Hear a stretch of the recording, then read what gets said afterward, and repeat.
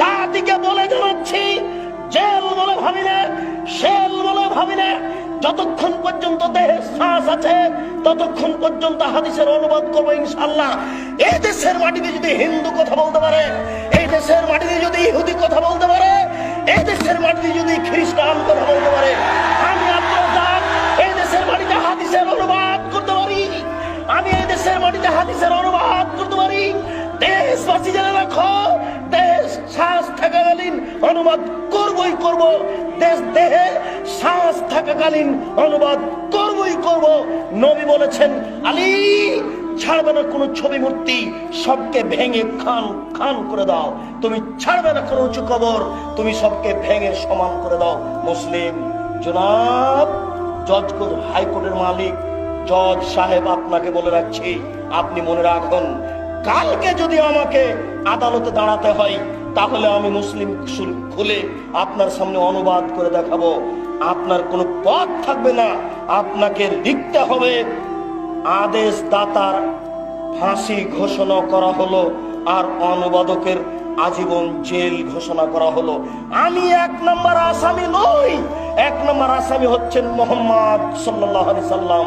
তিনি হলেন আদেশদাতা, আমি হলাম অনুবাদক। তিনি হলেন আদেশদাতা, আমি হলাম অনুবাদক। তিনি হলেন আদেশদাতা, আমি হলাম অনুবাদক। জজ সাহেব, হাইকোর্ট জজ কোর্টের আপনাকে অনুরোধ করে বলছি, আপনি আমাকে 1 নম্বর আসামি করতে পারবেন না, অসম্ভব। 1 নম্বর আসামি হচ্ছেন মোহাম্মদ সাল্লাল্লাহু আলাইহি সাল্লাম। তিনি হচ্ছেন আদেশদাতা, আমি হলাম অনুবাদক। জাতিকে বলে রাখছি, জাতি যেন এই ছবি মূর্তিকে মরা পর্যন্ত কোনোদিন মূল্যায়ন না করে।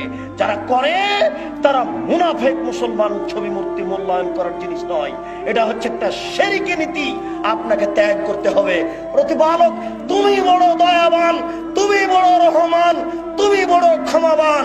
তোমার দরবারে আশাধারী হয়ে বলি, তুমি শক্তিশালী, তুমি সব কিছু করতে পারো। তুমি এই মূর্তি প্রথা বন্ধ করো, তোমার দরবারে দাবি রইল।